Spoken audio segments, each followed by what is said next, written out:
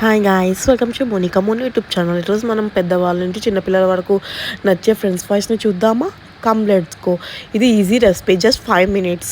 ముందుగా మనం పొటాటోస్ని బాగా వాష్ చేసి దాన్ని పీల్ చేసి మనం ఇలా విధంగా పొడవుగా లాంగ్ డిస్టెన్స్గా తీసుకోవాలి. ఇలా పొడవుగా కట్ చేసిన తర్వాత దాన్ని వాష్ చేశాక మనం ఒక బౌల్ తీసుకొని వాటర్ అండ్ సాల్ట్ యాడ్ చేసి మనం కట్ చేసిన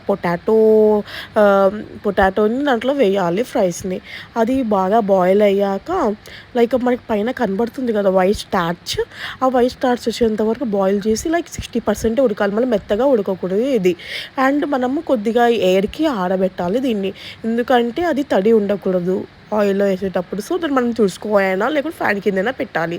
అండ్ నెక్స్ట్ అది ఆరాక మనము ఒక టేబుల్ స్పూన్ ఆఫ్ కార్న్ఫ్లోర్ తీసుకొని మనము బాగా కలిపాలి. అండ్ మనకు డీప్ ఫ్రైకి సరిపడే ఆయిల్ని పెట్టుకున్నాం కదా, అక్కడ దాంట్లో వేసేయాలి.